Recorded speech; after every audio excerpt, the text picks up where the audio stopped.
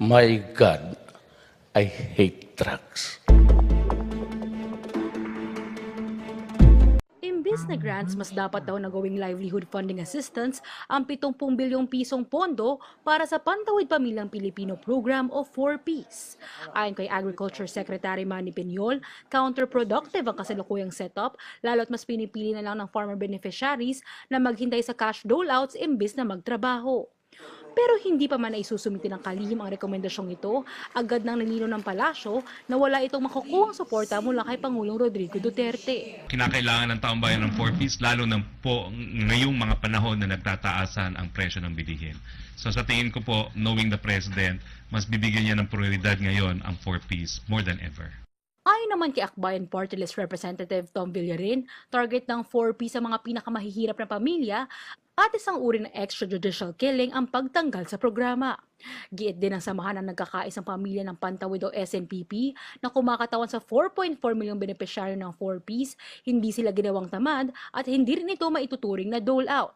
Nilinaw naman ni Peñol na wala siyang intensyon na alisin ang programa, kundi baguhin lamang ang pamamalakad nito. We are of the same intention to help the poor. We just differed on the way it should be done. Sa kanya, okay na yung grant program ngayon. Yung sa akin, sabi ko, to contribute to greater productivity, there should be a reform in the way the money is being spent. And my intention there is to, of course, ensure that whatever funds government has would contribute to greater agricultural productivity. The Labor Department orders the wage boards to look into proposals to raise workers' pay amid rising commodity prices. President Rodrigo Duterte certifies the proposed Bangsamoro Basic Law as urgent, as Congress is set to adjourn sessions on Wednesday. And basketball superstar Kiefer Ravena has been banned from playing in FIBA-sanctioned tournaments for 18 months after failing a drug test.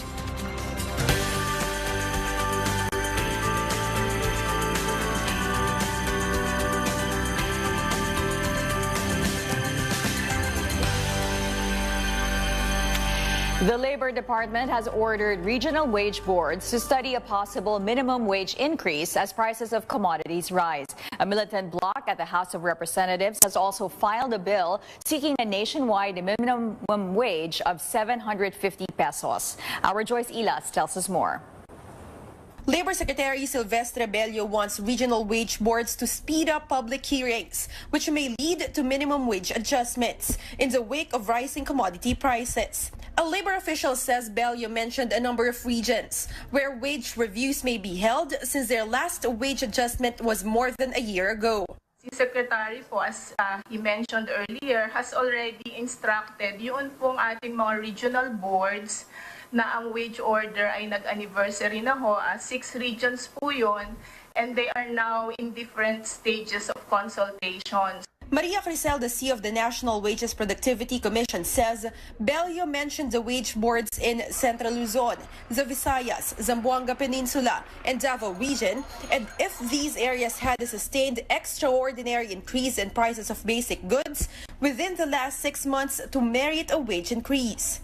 President Duterte has also ordered the minimum wage review even without a wage hike petition. Ngayon pa lang po binigay yung order. Kailangan mo kasi yan, normally, there should be a petition. Pero ang ginawa na ng Presidente, inutusan na sila, wag na kayo mag-antay ng petition. No? Pag-aralan na on your own, no? Kung kinakailangan na ngang itaas ang minimum. National minimum wage! Ibalik, ibalik, ipaglaban! At the House of Representatives, the Makabayan bloc has filed a bill to raise the minimum wage to 750 pesos nationwide. Anakpawis Representative Ariel Casilo says they filed a bill based on the daily living wage of a Filipino family of 6 worth 1,160 pesos. Casilo says the bill also aims to abolish the regional wage boards. Ito rin ang pinangako ni Pangulong Duterte na tatanggalin ang mga provincial rate at hinahamon namin si Pangulong Duterte na i-materialize yung sinasabi niya sa kampanya na tanggalin ang mga provincial rate, i-certify niya as urgent and priority bill ang 7787 House Bill. The Makabayan bloc believes that employers will be able to shoulder these additional expenses, as labor costs only up to 15% of a business's overall expense.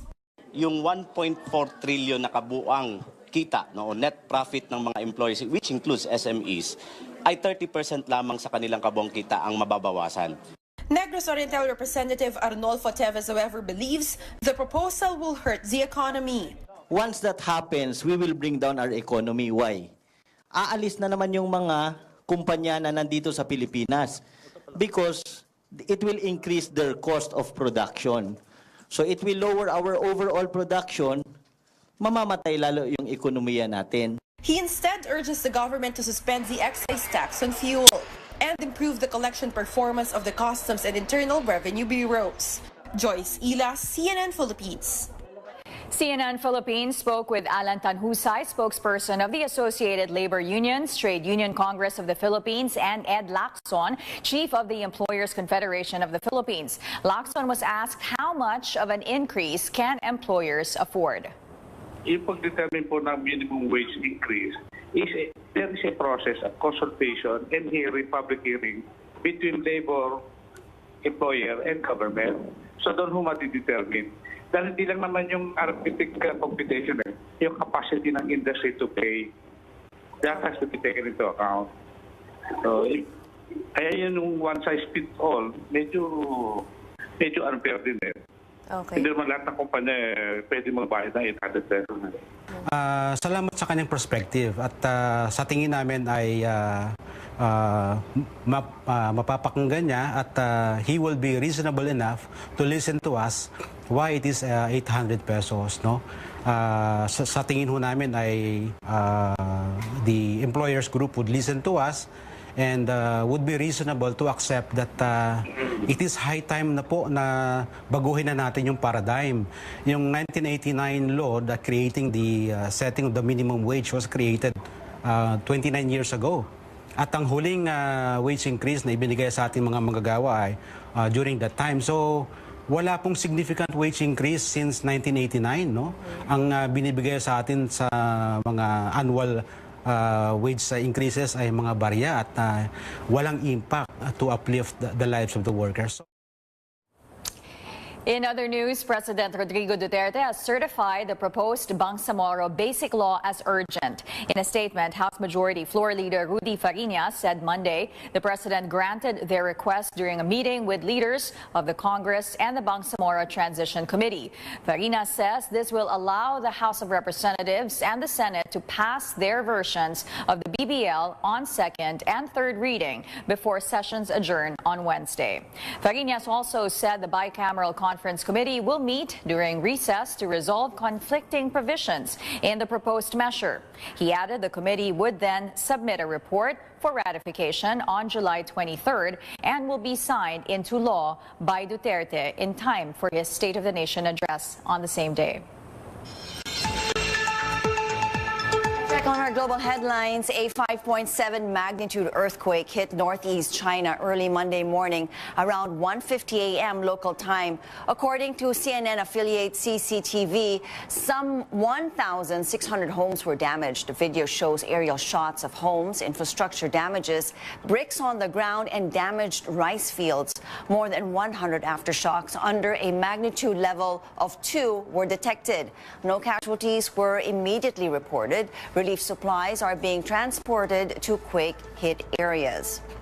A state of emergency was declared in Howard County in the U.S. state of Maryland. That's after a massive storm drenched the Baltimore region, triggering flash floods in Ellicott City and leaving one person missing. The floods led to buildings collapsing and cars being washed away.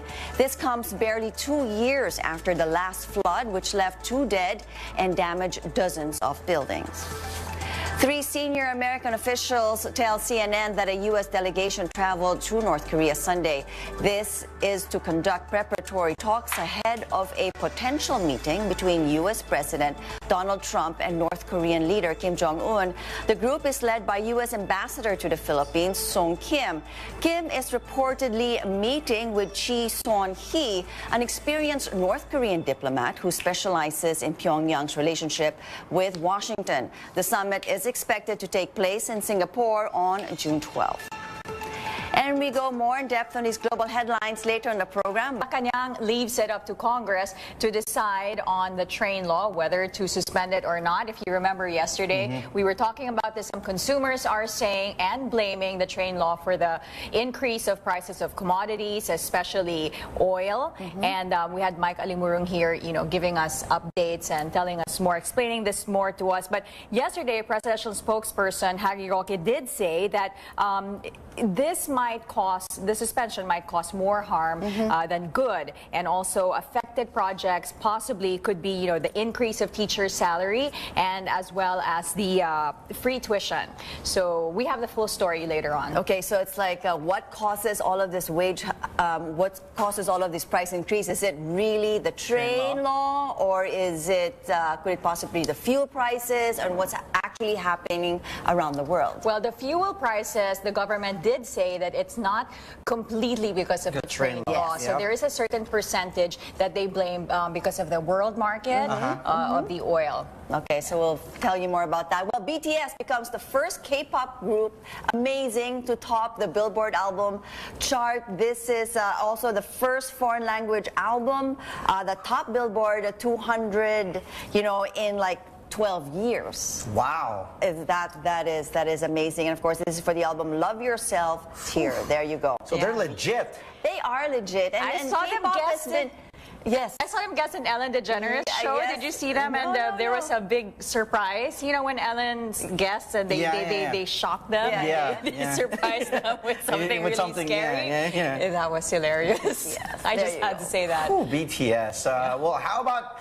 I don't know if this is shocking to sports fans, but LeBron James is back in the NBA Finals after beating and carrying the Cleveland Cavaliers and beating the Boston Celtics in Game 7. He played all 48 minutes, scored 35 points, 15 rebounds, 9 assists. That is amazing. After losing all of their matches in Boston, they finally came back for the win. And it's LeBron. LeBron.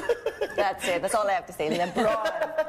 All right. Stick around until 7:30 for these stories and more. Meantime, here are the morning's headlines.